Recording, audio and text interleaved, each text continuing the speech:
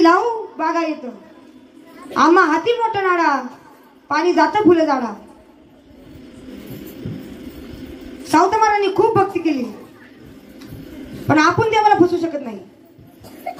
आपण देवाला फसवतो आणि आपण काय म्हणतो देवाला फसवलं, पण देव काय फसत नाही, आपण उलट आपणच फसतो.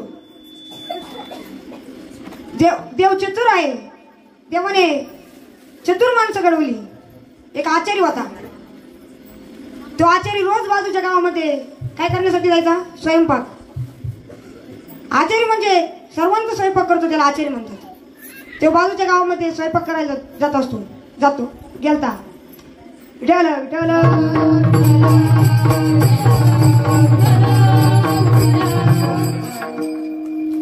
तो आचारी बाजूच्या गावामध्ये स्वयंपाक करायला चालला होता. स्वयंपाक करायला गेला. स्वयंपाक करीत होता. खूप माणसांचा स्वयंपाक होता. त्याला स्वयंपाक करता करता रात्रीचे 11 वाजले. स्वयंपाक झाल्याच्या नंतर तो त्याची सायकल आणि आचार्याचं साहित्य घेऊन निघाला. त्याचं काही साहित्य असेल ते घेऊन निघाला. साहित्य घेऊन जात असताना त्याला वाटेमध्ये 2-4 जण भेटतात.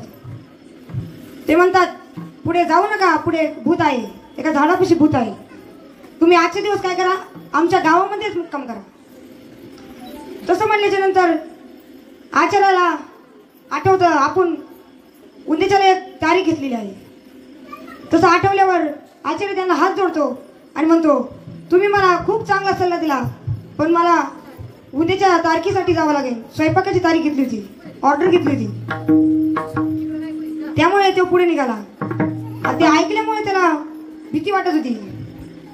गेला, त्या झाडाजवळ गेला. झाडाजवळ गेल्याच्या नंतर त्या भूताने उडी मारली. त्याच्यासमोर भूताने उडी मारली. आचार्य घाबरला.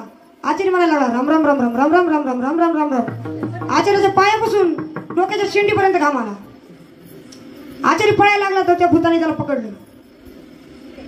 पकडल्याच्या नंतर भूत म्हणाला, घाबरू नको, मी तुला आजवर 3 प्रश्न विचारणार. त्याचे जर तू बरोबर उत्तर दिले तर तुला मी इथून सोडणार. आचार्य विचार करत होता. आचार्याला एक युक्ती आठवली आणि त्या भूताला म्हणला, तुम्हाला 1 प्रश्न विचारणार, तुम्हाला 3 प्रश्न विचारणार, पण मी काय करतो, तुला 1च प्रश्न विचारतो. भूताला वाटलं आता माझ्यासारखं सामर्थ्यवान कोणच नाही. त्यामुळे भूत म्हणलं, जमतंय. आचार्य सायकल जवळ गेला. सायकल जवळ गेल्याच्या नंतर सायकलचा झाऱ्या घेऊन आला. झाऱ्या असा तोंडासमोर धरला.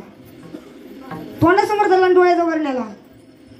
आणि भूताला काय म्हणला, मी या झाऱ्याच्या कोणत्या बिळातून बघत आहे. झाऱ्याची बिळा केवढाले असतात, अगदी छोट्याले असतात. भूताच्या डोक्यातच मुंग्या आल्या. भूत म्हणाला, ही तर लय हुशार निघालं. मी जर ह्या बिळात म्हणलो तर ती म्हणेन, मी त्या बिळात नाही, मी ह्या बिळात बघत होतो.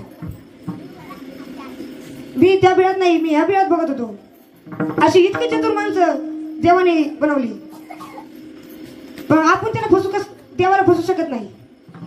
आपण म्हणतो, मी देवाला फसवलं, मी असं केलं, मी तसं केलं, देवाच्या तिथून अमका आणलं तमका आणलं, पण आपण फसत नाही. ते देव फसत नाही, आपणच उलट फसतो. चतुरातो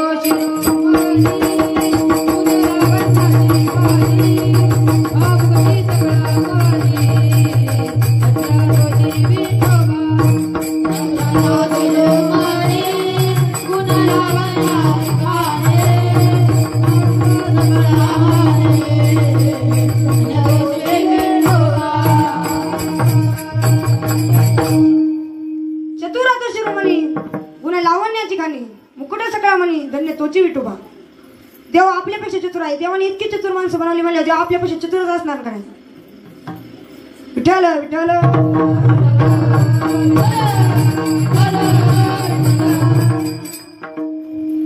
आपण देवाची भक्ती करीत नाही. आपण संसारामध्येच अडकलेला असतो. सगळेजण संसारामध्ये गुंतलेले असतात. देवाची भक्ती करायचं विसरून जातात. देवदेव करायचं विसरून जातात. देवदेव करायचं विसरून जातात. आपल्याच गणगणीमध्ये असतात. पण संसार काय पूर्ण होत नाही. एक शिकलेला मुलगा होता. तो नोकरीच्या शोधामध्ये होता, पण त्याला नोकरीच भेटत नव्हती. एकदा पेपर वाचत असताना त्याला कळतं एक ठिकाणी नोकरी आहे. तो त्या ठिकाणी शोध घेत जातो. तिथे गेल्याच्या नंतर त्या मालकाला भेटतो. तो मालक 100 बैलजोडीचा मालक असतो. किती बैलजोडीचा? 100 बैलजोडीचा. 100 बैल जोडी म्हणल्यावर बैल किती झाले? 200 बैल. 200 बैलांचं त्या माणसाला काम करायचं असतं. तो माणूस सुशिक्षित असतो. तो थोडा विचार करतो, पण त्याला कामाची गरज असते. त्यामुळे त्याला म्हणतो, त्या मालकाला म्हणतो, पगार किती देणार? तो मालक म्हणतो, तुला 30,000 पगार देणार, पण सुट्टी मिळणार नाही, महिन्यात सुट्टी मिळणार नाही. आता आपल्या इकडे नोकरीला गेल्याच नंतर रविवारची कधीतरी एक सुट्टी असते आठवड्यातून, पण त्याला एकही सुट्टी नव्हती. तो म्हणाला, जर सुट्टी पाहिजे असेल तर काय करायला पाहिजे? काय करायचं मग? तो मालक म्हणाला, ही 200 बैल आहेत ना, तेव्हा अख्खी जागेवर बसून दाखवायची.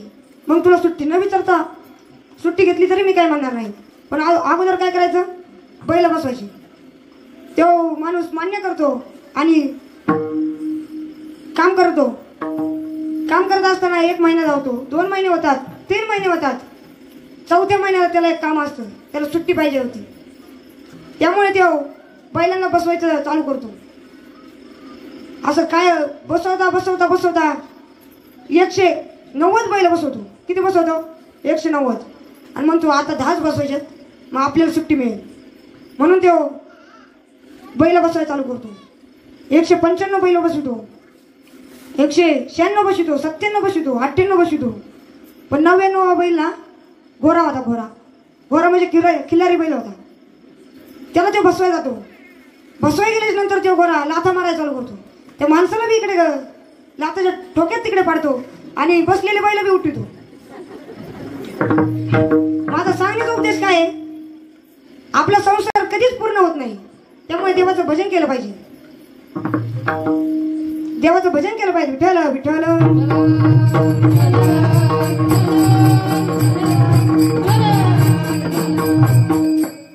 आपला संसार कधीच पूर्ण होत नाही. रावणाचा देखील संसार पूर्ण नाही झाला. रावणाकडे तर किती सामर्थ्य होतं, पण रावणाचा संसार पूर्ण नाही झाला.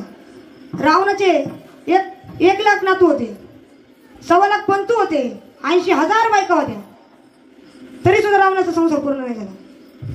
रावणाच्या घरी देव काम करीत होते. गणपती बाप्पा घाडवं वळायला होते. गणपती बाप्पा घाडवं वळायला, पवन देव झाडून घेण्यासाठी होते, चंद्रदेव देवाला हवा घालण्यासाठी होते, देव रावणाला हवा घालण्यासाठी होते. रावणाचा कुलरच होता चंद्रदेव. ब्रह्मदेव रावणाच्या घरात देवपूजा करण्यासाठी होते.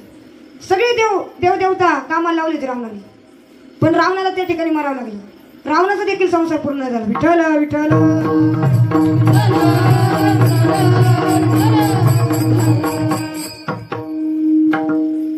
त्यामुळे सगळेजण देवाचं भजन करीत. आता खाली बसलेल्या महिलांनी सर्वांनी हात वरती करा. सर्वांनी हात वर करा. केले का हात वर? विठोबा रखुमाई, विठोबा रखुमाई, विठोबा रखुमाई, विठोबा रखुमाई, विठोबा रखुमाई, विठोबा रखुमाई, विठोबा रखुमाई, विठोबा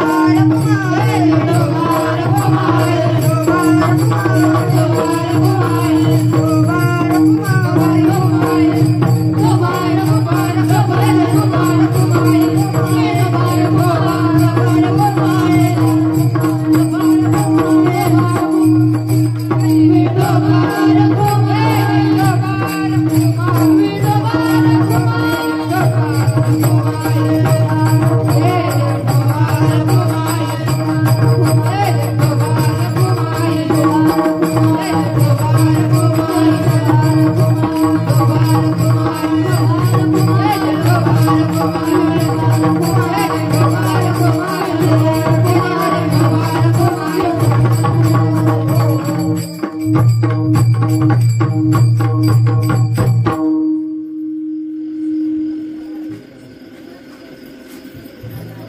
आपण किती काय केलं आणि किती संसार करण्याचा प्रयत्न केला तरी संसार पूर्ण होत नाही.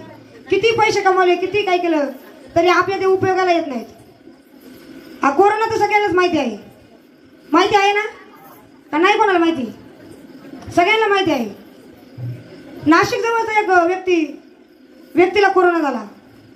त्याला कोरोना झाल्याचं कळल्यावर तो जवळच्याच गावामध्ये चांदवडमध्ये आपली चारचाकी घेऊन आणि पैसे घेऊन गेला. गेल्याच्या नंतर ते त्या डॉक्टरला विचारलं, स्टाफला विचारलं, पण तिथे ना बेड उपलब्ध नव्हते. बेड उपलब्ध नसल्यामुळे त्या माणसाचा नाईलाज झाला. डॉक्टरने स्पष्ट सांगितलं,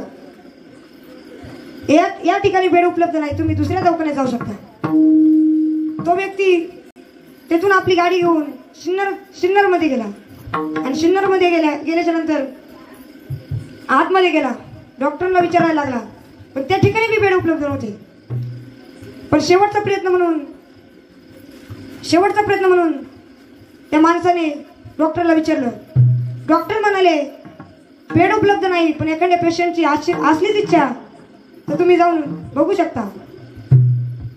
त्यामुळे तो आतमध्ये गेला, प्रत्येक पेशंट जवळ जायचा आणि म्हणायचा, तुम्हाला पाहिजे तितके पैसे देतो, पण मला काय करा, मला बेड द्या. पण एकही बेड द्यायला तयार नाही. त्याला एका कोपऱ्यात एका बेडवर भिकारी दिसल्याच्या नंतर तो त्या ठिकाणी गेला. त्याला म्हणाला, तू आतापर्यंत जितके पैसे कमावले नाही ना, त्या दुप्पट तिप्पट पैसे मी तुला देतो, पण तुम्हाला काय कर, बेड दे. ते भिकाऱ्यांनी नाही म्हणून सांगितलं, उलट बेड हिसकावून घेऊ नये म्हणून त्याने तो बेड आवळून धरला. शेवटी ते माणूस बाहेर आला, गाडीजवळ आला, ढसा रडला. रडल्याच्या नंतर आतमध्ये बसला, पैशाचं गटुडं उशाला घेतलं आणि त्या ठिकाणीच मरण पावला. मग त्या ठिकाणी 2-3 दिवसांनी बघितलं तर त्याचा वास सुटलेला होता. सांगण्याचा उद्देश असा आहे, आपण किती पैसे कमवले, किती काय केलं तरी एकदा गेल्याच्या नंतर आपण काही बरोबर घेऊन जात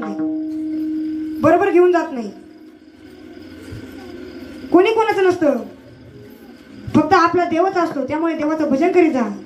आणि हे बी ज्यांना कळत नाही त्यांनी नीट लक्ष देऊ नका. हे जरी नाही कळलं तरी दुसरा येईन, हे जरी नाही कळलं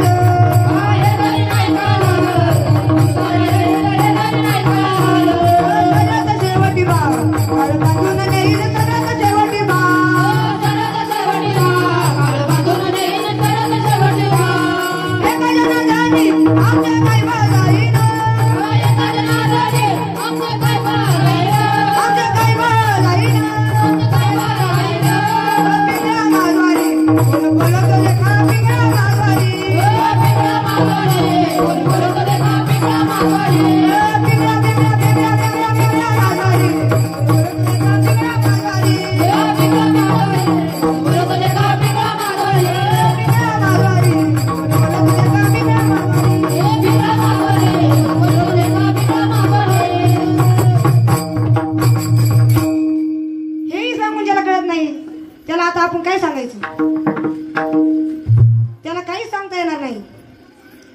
ज्ञानेश्वर माऊली ज्ञानराज माऊली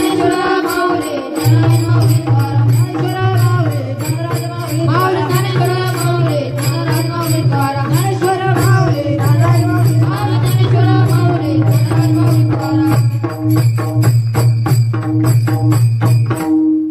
आपल्या तुळजाभवानी मातेच्या मंदिरामध्ये मला कीर्तन करण्याची तुम्ही संधी दिली त्याबद्दल धन्यवाद मानतो.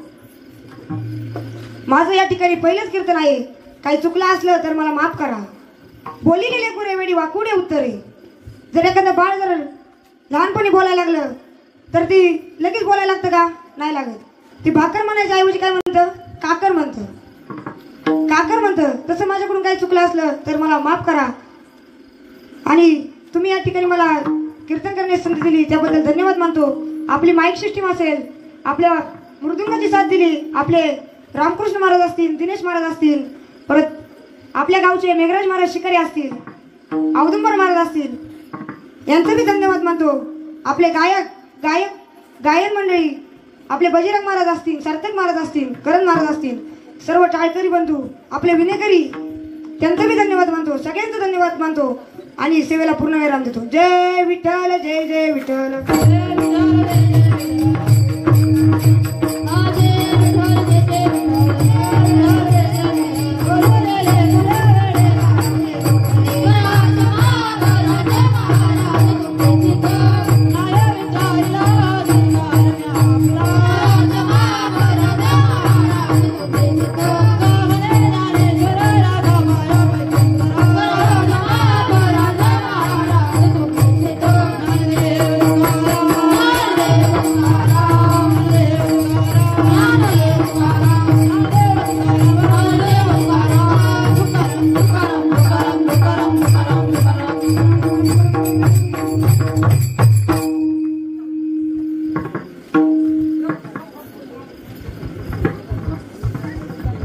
पंढरी करोना विठ्ठल श्री ज्ञानदेव पंढरीनाथ भगवान की जय माऊली ज्ञानेश्वर महाराज की जय जगद्गुरु तुकाराम महाराज की जय भवानी माते की जय।